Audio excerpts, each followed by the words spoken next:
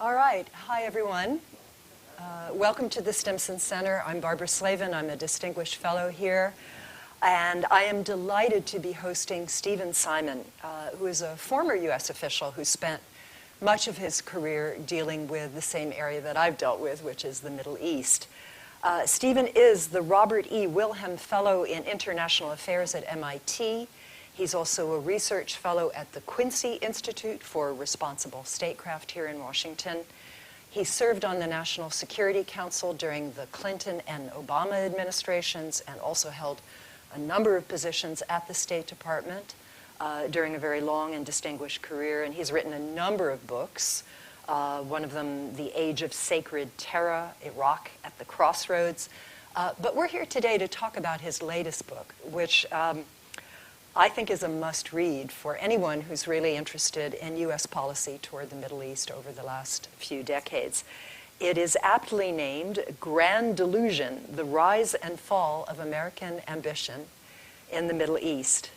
We're going to talk about three I's, Iran, Israel, and Iraq, two S's, Saudi Arabia and Syria, two L's, Libya and Lebanon, and maybe some other letters of the alphabet along the way. There is going to be time for your questions from those of you here in the audience and also the many others who are watching this program online. If you are watching online, you can go to stimson.org/questions and you can put in a query or comment. We'll try to get to your questions. So, Stephen, there are so many times when I was reading this book when I would nod my head, break out laughing, cry a little. There are tremendous insights and some quite funny ones. I think my favorite is still where you compared Ahmed Chalabi, who was the Iraqi charlatan who peddled visions of weapons of mass destruction in Iraq, helped get the United States into the war in Iraq in 2003.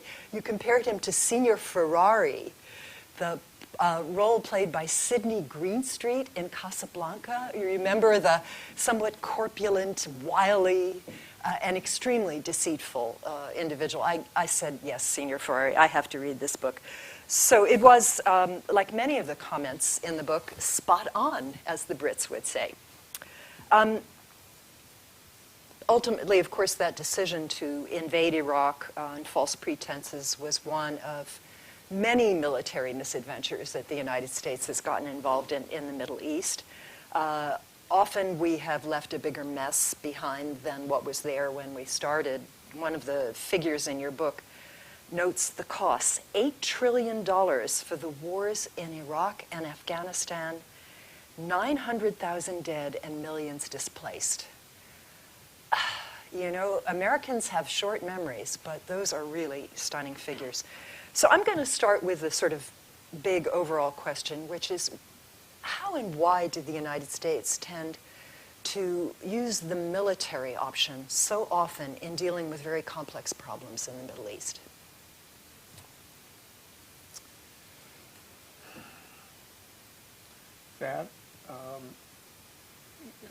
That's a really profound question. I think in the period we're talking about, in part it was a reaction to Vietnam. And, you know, that was an important theme in George H.W. Bush's thinking about involved in the swift decision to use force to get Saddam Hussein out of Kuwait. But even earlier, you know, you could see this infatuation with the use of force, although not quite in the same way or with the same intensity, in the Reagan administration. Mm-hmm. And that, in turn, owed to some other factors. I think Vietnam was also, you know, a factor in the attractiveness at that point of using military force because, you know, the U.S. military had been essentially restructured and reformatted, you know, if you will, in the wake of the Vietnam conflict. It was a 10-year project that the Army undertook in particular to reshape itself and repair the damage inflicted on that institution by the Vietnam War.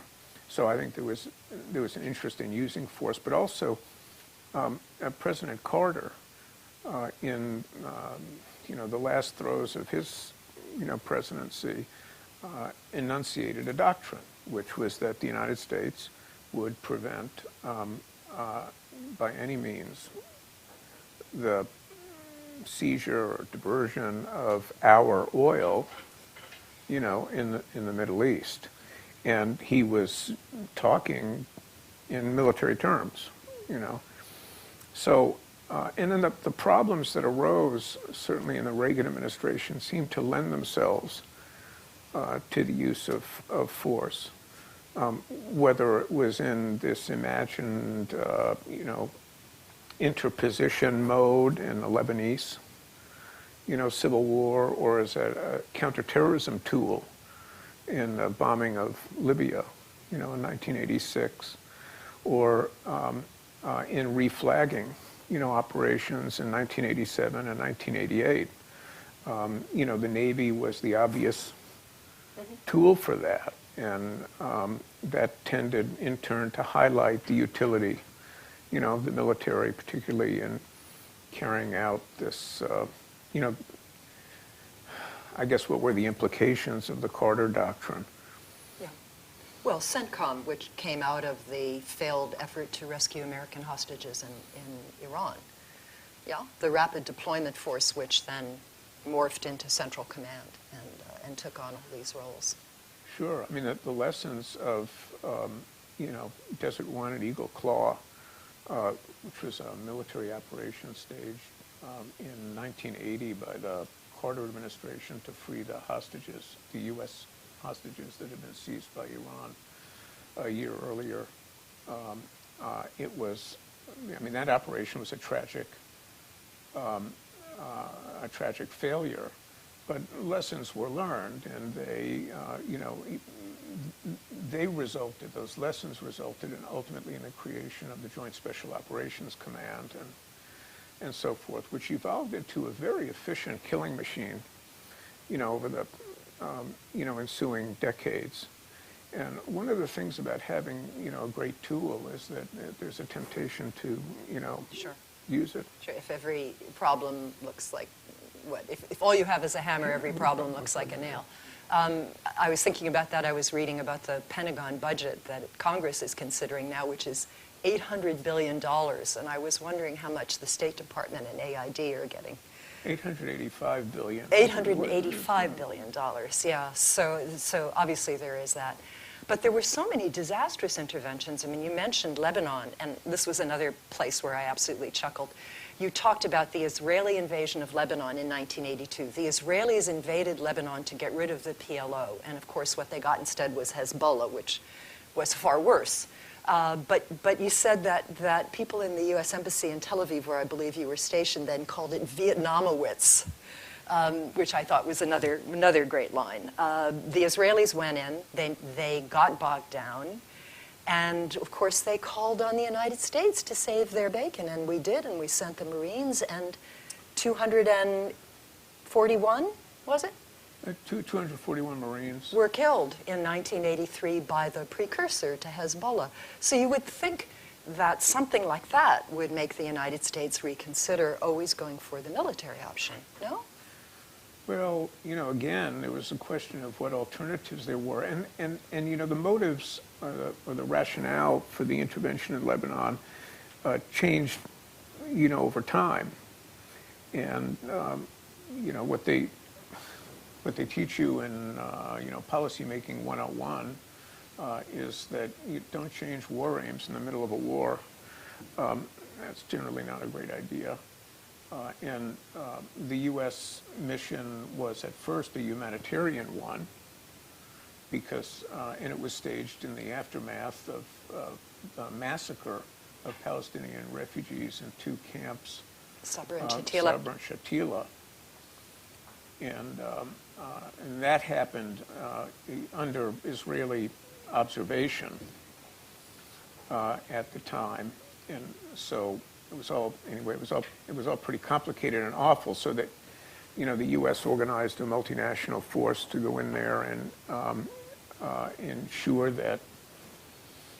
The Israelis didn't kill more, or the Lebanese did not kill more Palestinians? Well, it was the Lebanese. The Israelis weren't in the camps, as far as I know. No, they were just shining spotlights on them. But, so it started out as a humanitarian mission, but then it actually turned into taking sides in a civil war. Yeah. And treading on the much more powerful and immediate interests in Lebanon on the part of Iran and Syria, particularly Syria. The U.S. then found itself in a kind of asymmetric battle where it had gone in for humanitarian purposes and then turned into something else. And so the U.S. at first couldn't just leave. I mean, it had to defend its position as the environment, for the intervention had changed, and U.S. war aims and perceptions of its interests had changed, and that really got the U.S. into trouble with Syria, which was much more determined to maintain its position, which it saw as threatened by the U.S. intervention, which was perceived to be linked with the Israeli invasion that had taken place in the summer of 1982 and the occupation of large parts of Lebanon from Beirut on down. And so the U.S. was in a sense, everyone's gun sights. And then, in the end game, for the United States, it wasn't just the Marine barracks that were blown up, and a few months later the U.S. Embassy was destroyed by attackers of unknown origin. And at that point, the United States position, which was quite exposed because the U.S. was kind of in a bowl, in the Beirut area, with the Israelis contesting the high ground with various Lebanese factions. And the Israelis, for their own probably pretty good reasons, decided, well, they were going to withdraw from those positions, and thereby leaving the U.S. in this bowl exposed to withering fire. And it was a real mess. But the interesting thing here, in this sort of transitional period of the Reagan administration, in the context of the argument of the book, it's sort of transitional a period. Reagan, when he saw this was going south, was able, with virtually no adverse political repercussions, back home, to say, well, we're out of here. And you can't imagine something like that, certainly in the post 9/11 period, where, it was pretty clear that, say, in Afghanistan, our immediate objectives had been achieved, and, longer term and more intensive or involving, objectives probably, weren't in U.S. direct or, the realm of its vital interest. When things weren't working out, it still took 20 years, to get out. Yeah. And so the days when, Ronald Reagan could, as he did at the outset of the intervention, declare the Lebanese intervention to be a vital interest. And then, when we got kicked in the shins, turn around and say, well, we're out of here. Well, he invaded Grenada, as I recall, or Grenada. It was Grenada. Grenada. Okay. Someday we might invade Grenada, but... Some other curious things happened under the Reagan administration. I was based in Cairo for much of this, and happened to be in Libya when my own government decided to bomb us in 1986. And quite an experience, I must say. And of course, this was all because of Gaddafi's support for terrorism, and he had declared control over some portion of the Mediterranean that was really international waters. He had a line of death, as I recall. And then an American serviceman was killed in a disco in Berlin in an attack that was attributed to a group that was supported by Gaddafi. So all these F-111s came one morning, early one morning. I think it was April 15th, 1986, and bombed the out of Tripoli and a couple of other places. Scored a direct hit on Gaddafi's tennis court, but not on Gaddafi, who was well protected in a bunker. Sheared off the back of the French embassy, which the French were not happy about, and killed a little girl who was posthumously adopted by Gaddafi, by the way. She was not his adopted daughter until she was killed. But details. And then a few years later, we had the terrible terrorist attack that brought down Pan Am 103, killing all of these students coming home from London for Christmas, many of them from Syracuse University. Mm-hmm. I got to know a lot of their families. Why did we bomb Libya? Gaddafi was crazy. He was a pain. But did it really merit that kind of American military intervention in hindsight? Well, I think with, the Reagan administration, which, as the book lays out in some hopefully not tedious detail, rejected a number of much more sweeping approaches. More sweeping, more bombs? Yeah, well, the one idea which was really fascinating was almost unintentionally a replication of a U.S. invasion of Libya in the Barbary Wars, where it was really fascinating. U.S. Military officer who'd been a diplomat turned military officer pulled together some malcontents who had sought Libyan malcontents. They were battling against the Tripolitan Bey, the political leader in Tripoli, what was then Tripoli. This is in the early 1800s. The U.S. pulled together a force of malcontents of the brother of the ruler who'd been ejected and had sought refuge in Egypt, and they marched on Derna and then Tripoli and deposed the Tripolitan Bey, and that idea re-emerged in this sort of, collective unconscious mode or something in Washington and the Reagan administration, where Libyan malcontents who had sought shelter in Egypt at that point were to be harnessed by U.S. Operators and marched into Libya to depose Gaddafi. Anyway, that was one of the ideas that wasn't. So this was a lesser.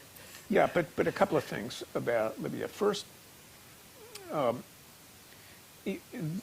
Cold War was still, in more or less full flow, and there was this concern that Gaddafi would somehow team up with the Soviets, and that elevated, in a sense, or maybe inflated, the importance that was attached by Washington to Libya. And the other thing was, state-sponsored terrorism was just sort of getting underway, and the administration was searching for some kind of policy that would respond to this threat, because state-sponsored terrorism is designed, among other things, to provoke or draw blood or what have you of an adversary, but at a level below that which would trigger war.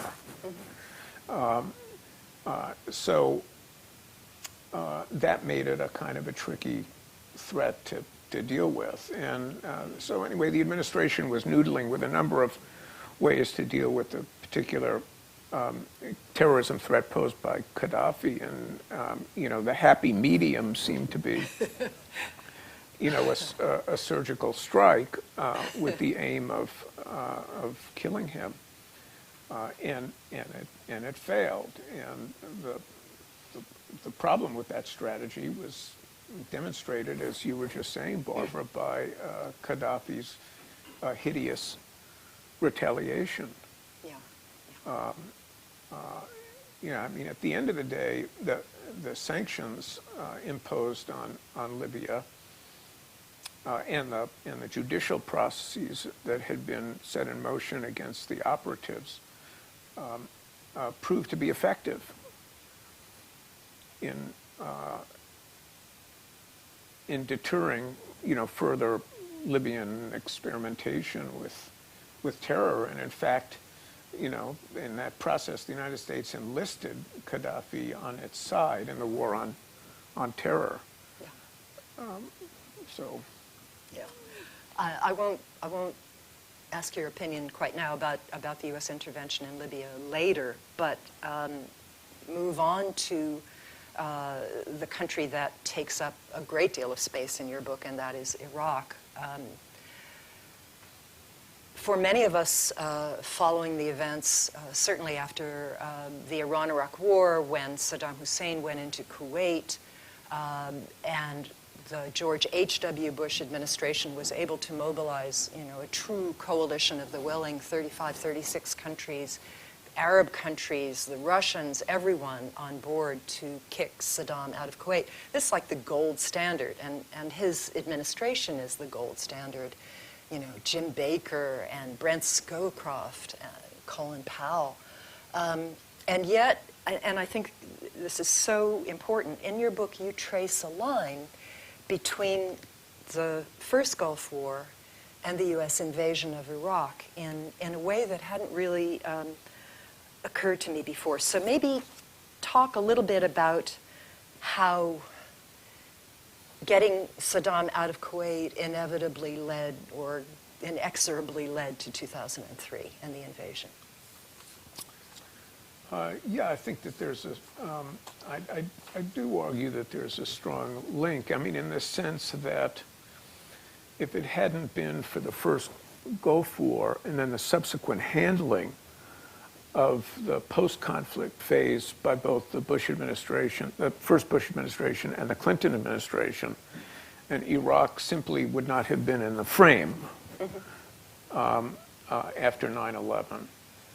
So it's in that sense that there's the one historians would call it a post hoc ergo propter hoc argument. So it's like, well, because it turned out that way, it was meant to turn out that way. But I think it's pretty clear that if Gore had been elected, well, I guess Gore was elected president, but if Gore had taken office, then I don't think that Iraq would have been invaded as a reaction, right, to 9/11. I think there might not have been a 9/11. And well, yeah, the 9/11 thing. Well, we can talk about that, but the documents that have been declassified, released, like the 28 pages and all that from the 9/11 Commission, sort of show that there might have been 9/11 anyway, because, well, all right, that's another story. Let's talk about as you rightly point out, it wasn't just that U.S. went in, got Saddam out of Kuwait, but it was this policy that followed, and here I get to bring in my favorite eye, Iran, dual containment. The idea that Saddam was still there, and even though he was sanctioned, there were UN inspectors running around the country making sure that there were no weapons of mass destruction programs left, that somehow Saddam was still a danger and had to be contained. And then Iran was added to this, even though Iran had never invaded another country. It, in fact, had been the victim of an invasion by Iraq. But Iran was supporting groups that were committing terrorist acts, particularly in Israel. Explain dual containment to me, if you can, and why the two were lumped together. Was it just because Martin Indyk gave a speech at the Washington Institute for Near East Policy? Where did it come from? You know, those speeches represent the end of a policy formation process, not the beginning.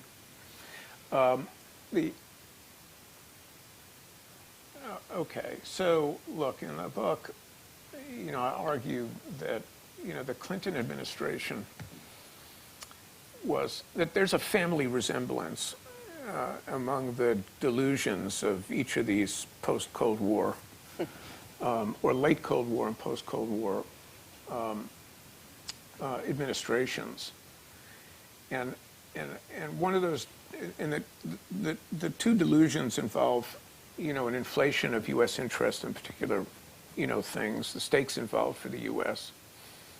And the second is the ability of the United States to reshape things in ways that it thinks are better for American interests somehow. Okay, so, you know, you sort of saw this with the Reagan administration and the crusade for freedom and the justification for Lebanon and all that. And you saw it with the New World Order, with George H.W. Bush in the wake of the first Gulf War. And the Clinton administration was, you know, particularly imbued with this. You'll recall that Frank Fukuyama, a Stanford political scientist, was the deputy in the policy planning, on the policy planning staff at the State Department in those years. And the administration, like many, you know, in Washington, looked at the collapse of the Soviet Union as really as the beginning of a truly new world order in which the United States was, as was said quite frequently at the time, was the sole remaining superpower, and therefore, you know, could do really whatever it wished. So that the Clinton administration's version of this was enlargement. That is to say, now was the opportunity for enlarging the community of democracies in ways that the end of history would have, that is Frank Fukuyama's theory, would have suggested. Well, fair enough. But the preponderance of power that was imagined, you know, constructed as part of this worldview, led the administration to assert things like dual containment. Now, you know, when you wander, you know, from government into the thickets of academe, you know, happens, you know, sometimes. When you wander into those thickets, you see things in a more, you know, structural or systemic way than you might as a government official working on things on a day-to-day basis. So when you look at Iran and Iraq as regional rivals, but also as rivals against the United States, in this sort of systemic way, you would say, as many had, including Brent Scowcroft at the time of the first Gulf War, you would say, well, listen, these two countries are enemies of the United States, but they're also each other's enemies, so let them balance against each other. Mm-hmm. And, you know, the threat that emanates from those countries against the United States' interests will be somewhat limited and at no cost to the United States. We can just watch it happen.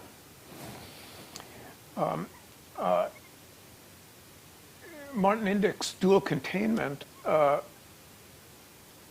you know, changed that calculation, because once you think you have unlimited strength and you can handle any cost, then you could say, well, we can actually try to weaken Iran and Iraq simultaneously, not worried about them balancing each other, because we can balance against both of them because we have this kind of inordinate power.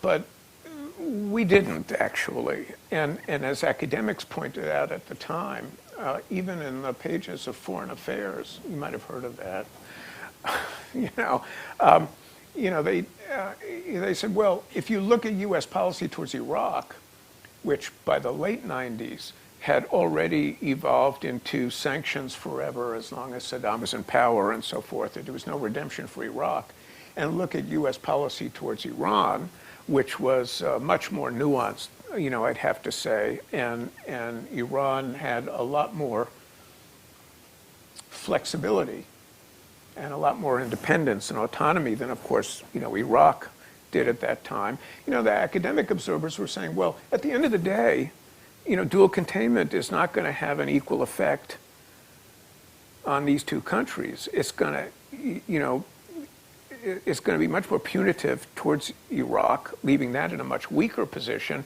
and it's going to favor the empowerment of Iran. So there were a lot of reasons why, you know, even at the time, dual containment was heavily, you know, criticized. It also came at a time when, yes, Iran was backing terrorist acts, but it was also reaching out to the United States, offering multi-million-dollar oil deals. You know, Khomeini, the leader of the revolution, was dead. Rafsanjani, the pragmatist, was the president, followed, of course, by Mohammad Khatami. And so to maintain a policy of dual containment when Iran was obviously thinking about trying to end its isolation at that time also seemed kind of strange. Yeah, but they didn't, you know, they didn't really know how to, you know, how to do it. And you know, what I ask in the book, and it's just really a question, is whether there was a way the United States could have followed up on some of these Iranian feelers that would have been politically sustainable in the United States. But some of the things that the Iranians did were so outrageous, you know, that... Khobar Towers, yeah. Well, Khobar Towers, to be sure, but earlier, you know, the attacks in Argentina. Yeah. I mean, you know, these were... Technically Hezbollah. Well, yeah, you know, that's true. Yeah. We had a discussion about this earlier. There's only one mistake that I found in Stephen's book, which is really pretty incredible. And that is that you talk about the leader of Hezbollah. You say he was kidnapped by the Israelis in 1992. It was a man named Abbas Moussawi, and he was actually killed along with his wife and son and some others by the Israelis in southern Lebanon in 1992.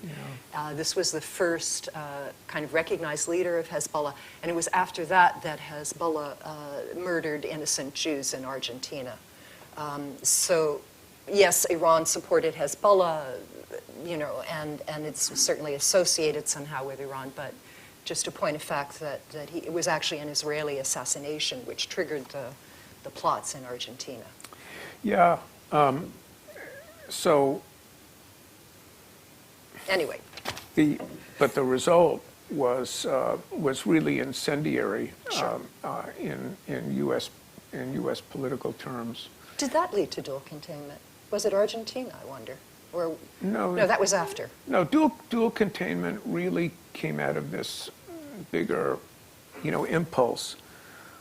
I think, I would argue, you know, in the Clinton administration to revel in and exploit U.S. Supremacy. Yeah. You know, following the collapse of the Soviet Union. We're burning through time very quickly, and I want to get to just a couple of other things before I get to your questions. Obviously, we can talk about, and there's so much incredible history here, and we have, of course, talking about the unipolar moment and when we blew it after 9/11 with particularly the Iraq invasion and overestimated our abilities there. But I want to bring you into the present day because we're at an interesting moment where you know, people talk about the multipolar Middle East. Clearly, the United States is not interested in another war like the wars we have fought over the last 20 years. The U.S. is much more absorbed with what's going on in Ukraine, much more worried about China. So I'd like your thoughts on how the U.S. should manage the power that it currently has, that it still has in the region, and how it might be able to bring in other players in a constructive way.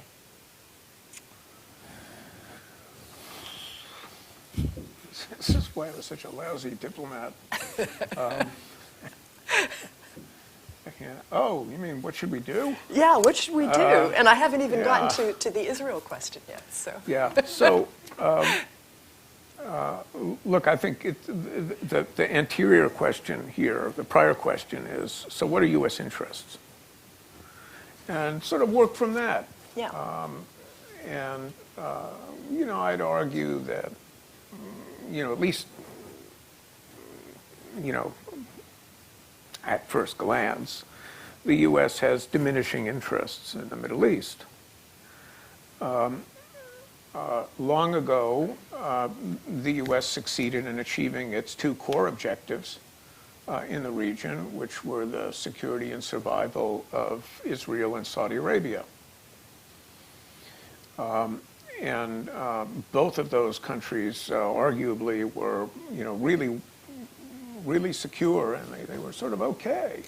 So by the end of the Cold War, and certainly after the first Gulf War, Israel had nuclear weapons. It had a very advanced defense industrial base. It had a pretty well-functioning economy. There was no conceivable land war to be made against Israel. Certainly after Camp David won. So, they were sort of okay. And the Saudis, I don't think had any natural predators at that stage. Again, certainly after 1991, although the evidence is that Saddam had no intention of attacking Saudi Arabia. So, at that point, the United States could well have said, Lord, let us thou thy servant depart in peace. We've done what we needed to do, and the main reason the United States had needed oil so badly, at least at the outset, was to make the Marshall Plan work. Because the Marshall Plan, which we had a strategic objective in rebuilding Western Europe after World War II, and the Marshall Plan was intended to do that, but it couldn't really accomplish anything unless there was oil to get the gears moving and fuel the factories and the trains and all that. So Saudi oil, Gulf oil, was hugely important to that strategic objective. Anyway, that was sort of long gone. So, I'd say looking at those two interests, Israel and Saudi Arabia, or the security of Jews in the wake of the Holocaust, and the security of oil that was important strategically for the United States. The U.S. had done its work by then. Ironically, or maybe perversely, George H.W. Bush injected this third objective into U.S. calculations by embarking on a 30-year war with Iraq, or with and in Iraq, and that one could argue was not central to U.S. strategic objectives or national interest in the way that Israel and Saudi Arabia were, in a previous era. So, but even now, the Iraq thing is pretty much over. Iraq has had about 2 years now of, relative stability, and the U.S. posture towards Iraq has shifted mostly to the economic realm now. Only about 2,500 troops are in country, at this stage, and that number will probably be drawn down to some extent. So there's still about 40,000 troops spread out over all the various bases, which we still have. Yes, all over the Persian Gulf. And so. On any one day there are probably 20 to 30,000. But if you're counting, 2 aircraft carriers, which each has 5,000 people on it, and so yeah, we're there for sure, and I don't think we're going anyplace as long as Iran is an adversary. I don't think we're gonna be out of there, out of that system of Gulf bases. But anyway, so it looks like all those objectives, the core objectives of Israel and Saudi Arabia, and this sort of acquired discretionary objective relating to Iraq, they're done. Yeah. Let me ask you one more on Israel, and then I'm going to open up to you guys. Clearly, the Israelis are going through a bit of domestic turmoil. Their president is in town addressing Congress as we speak. Their prime minister has not yet come. Should the U.S. cut back on its $4 billion a year in military aid to Israel? I know we're obligated through 2026, but if Israel is a one-state reality, there will be no Palestinian state, it seems. And increasingly, Israeli is an illiberal democracy. At least it is under Bibi Netanyahu. What is the U.S. obligation to continue to provide all of this aid to Israel and political support? Well, beyond the current memorandum of agreement, which, as you say, expires in 2026, I mean, there's no formal obligation, certainly, to do anything. So, I'm not sure that's necessarily the issue. I think, that assistance to Israel is a matter of U.S. domestic politics. I don't, the editor the other day, the editor of the Jerusalem Strategic Tribune, a new journal, who's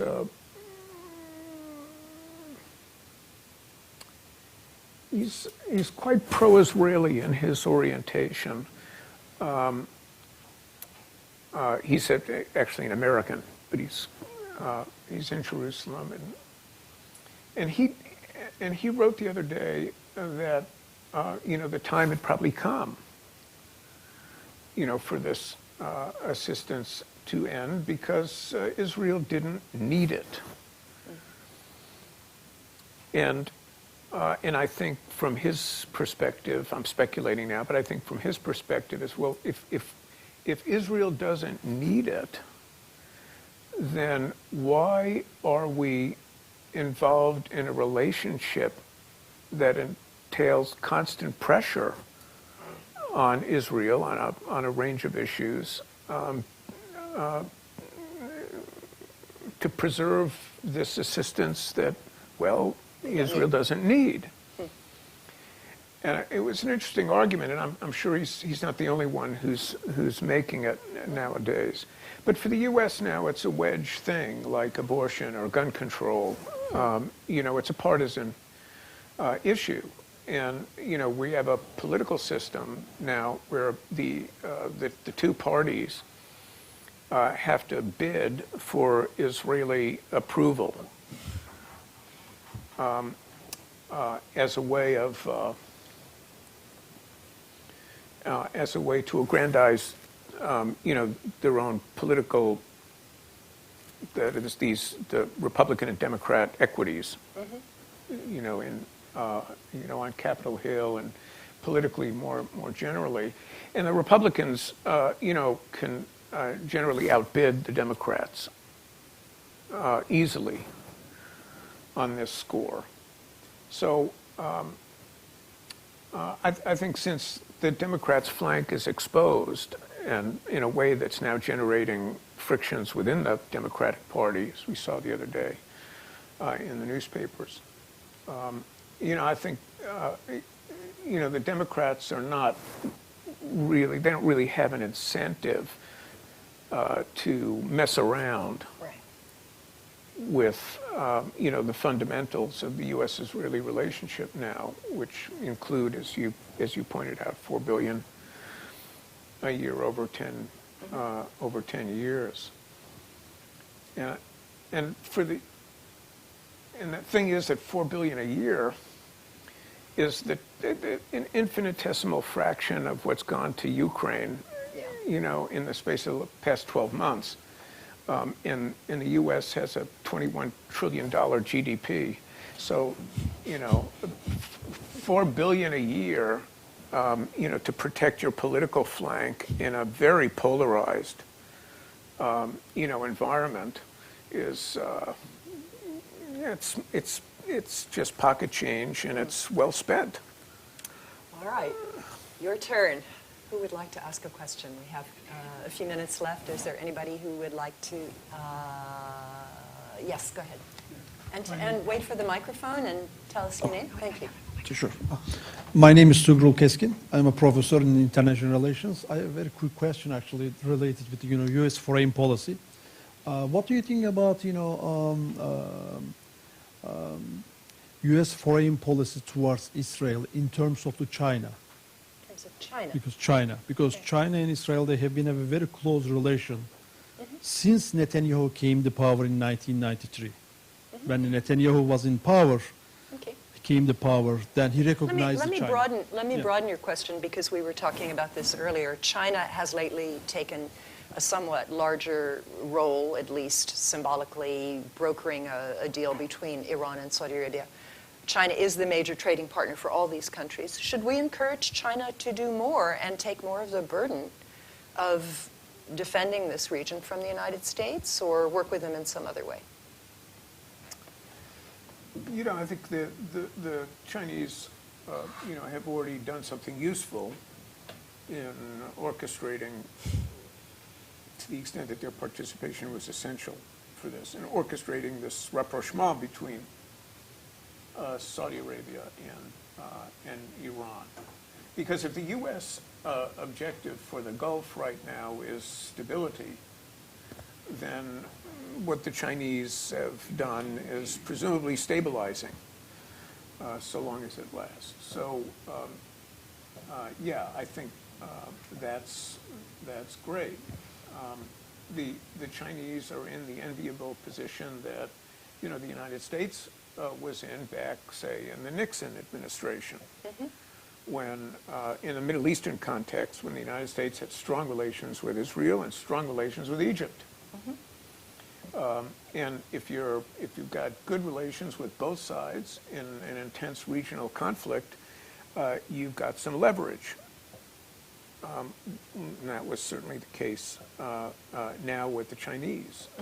And because, as you pointed out, the Chinese are the massive trading partner with both Iran and Iraq, so they've got a lot of leverage. Should the United States do anything to advance that? Well, I think the U.S. should be talking to the Chinese in some systematic way about the Middle East and our respective interests, and and where they might clash and where they might coincide. An excellent idea, which I think we're going to take up here at Stimson.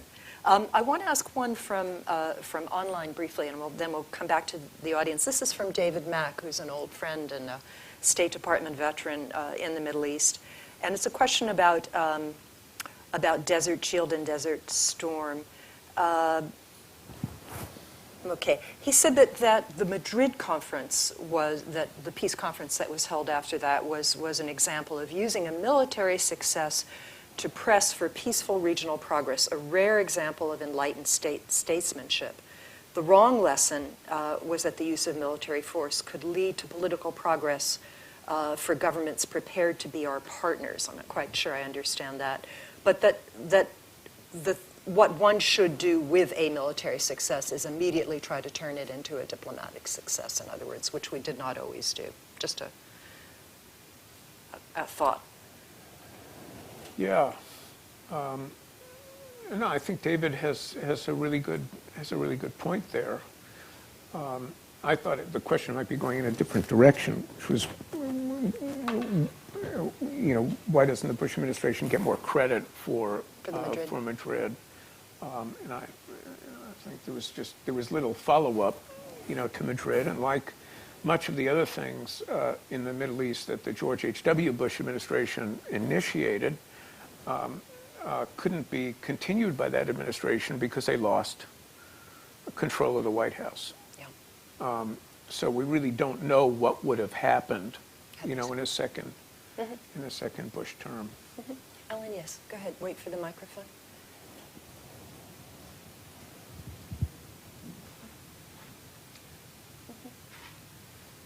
Hi, it's Ellen Lapson. I'm at George Mason, formerly at Stimson.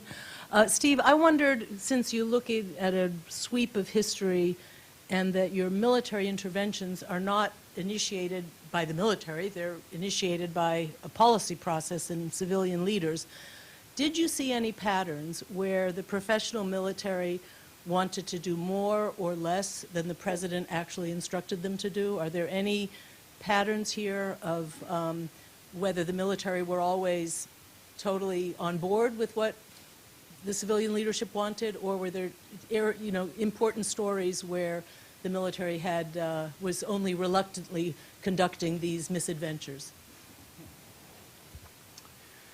Yeah, so, there's a yes and no answer to that. In the period that's addressed by the book, the U.S. Central Command, became like NEA at the State Department, the Near Eastern Affairs Bureau, a real powerhouse within the uniform, branches. And so I think the military understood that military activism was, not a bad thing, good for budgets and all that other stuff. But in terms of actual operations, in the Reagan administration, the Pentagon was hard over against military operations, in the Middle East. And Cap Weinberger, who was Secretary of Defense, was pitted against George Shultz in a very serious way. In the first Gulf War, there wasn't a lot of interest in sustaining a presence in the Middle East when the war ended. There was a bit of interest in moving the Armored Training Center from the United States to Saudi Arabia. The Saudis said no to that. That was that. The United States did negotiate basing agreements throughout the Gulf after that, which still exist, except for Saudi Arabia.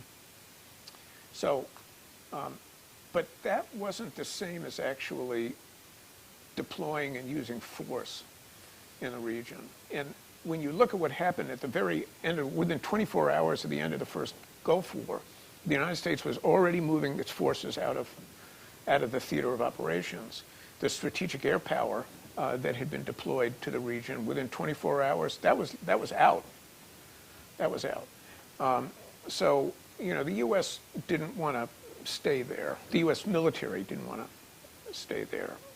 And, the UNSCOM, the U.S. folks on the UN arms monitoring, operations that were at work in Iraq at that time were very vexed that the United States wasn't using more military force to compel Iraqi cooperation with inspections. But that was not going to be forthcoming. With the second Gulf War, the U.S. Defense Secretary, Donald Rumsfeld, was looking at what he thought was going to appear at a period where the United States military was going to be reshaped for the modern era. And he didn't want to see the United States go into a Middle Eastern war because it would derail the modernization of the U.S. military, which he saw himself as responsible for.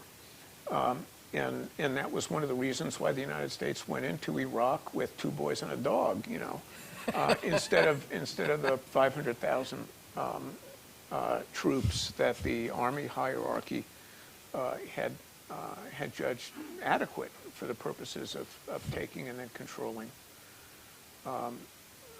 Iraq.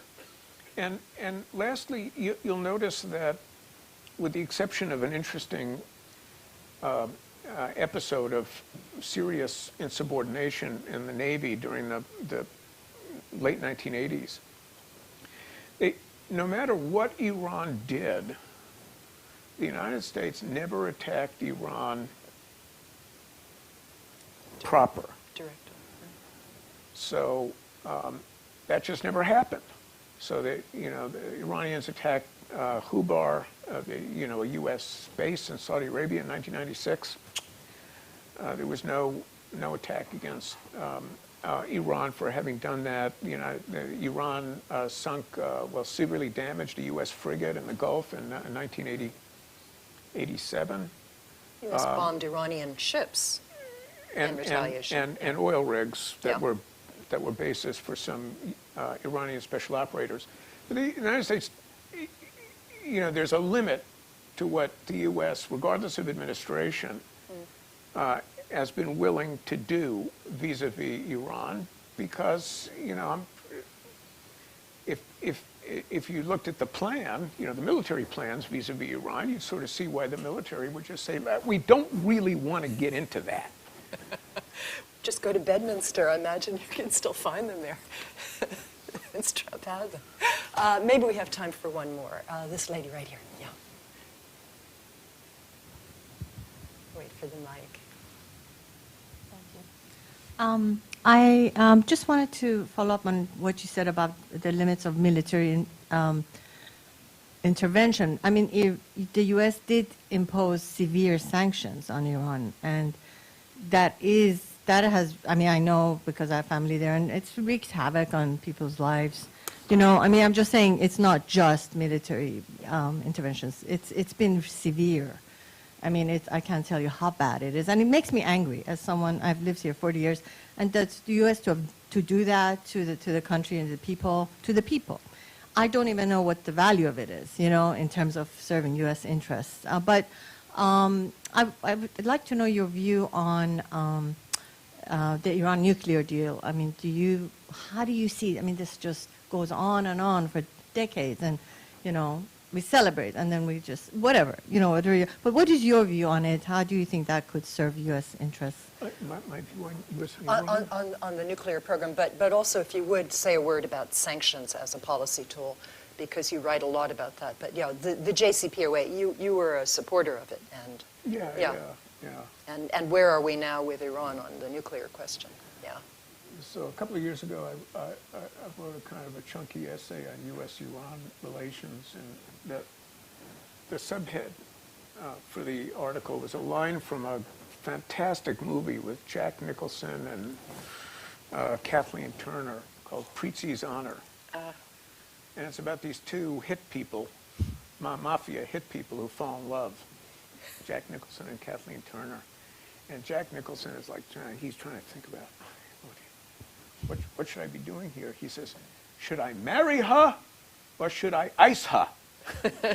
and that just struck me as a perfect caption for the U.S.-Iran relationship, over the years.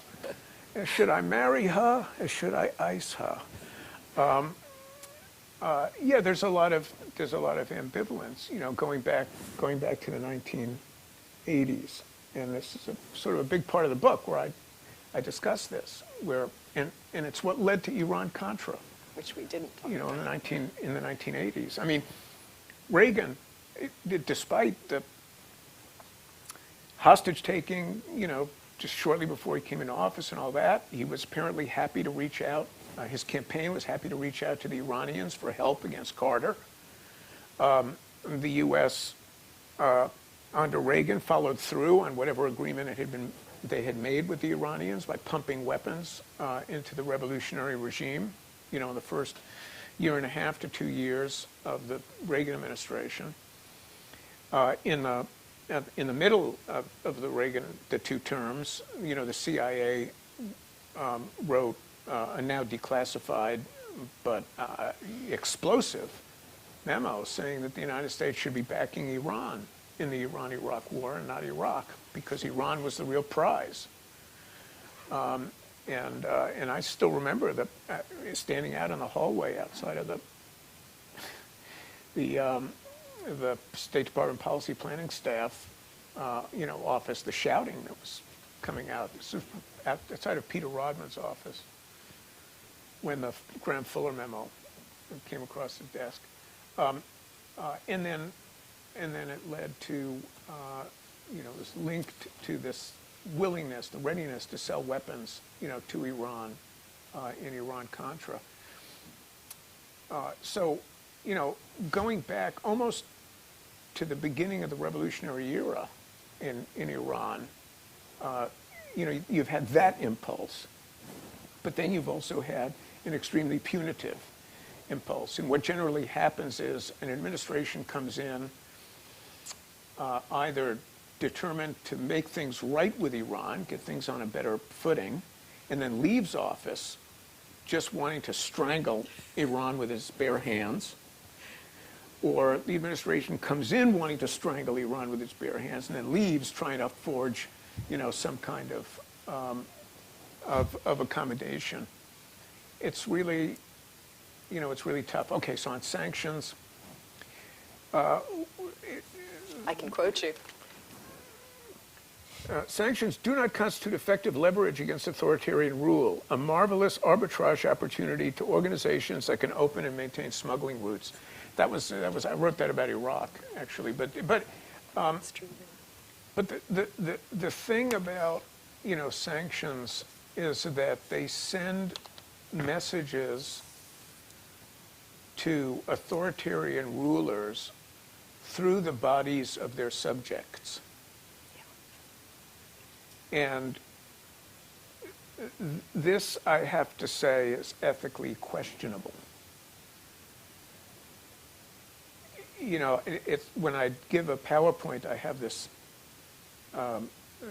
2-second clip from a 1996 interview on 60 Minutes with Madeleine Albright, who was then President Clinton's Secretary of State. And this was just after the UN had released a study saying that sanctions had killed 567,000 Iraqi children.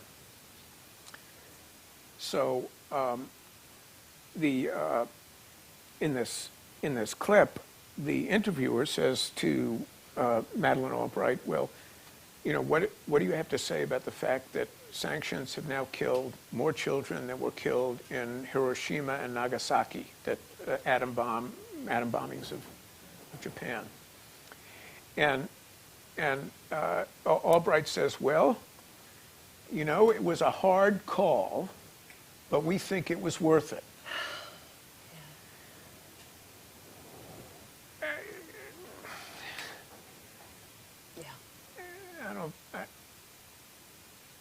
That's what I think of sanctions.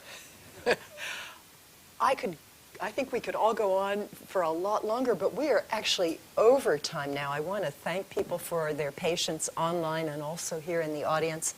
All I can say is that you've gotten just a tiny taste of what Stephen Simon talks about in this amazing book. And so I could not recommend it more. I think it's very thought-provoking. I hope lessons are learned from it, and that there will not be another Stephen Simon writing a similar book in 40 years. There better not be. There better not be. But thank you so much for coming. I really appreciate it. And thank you all.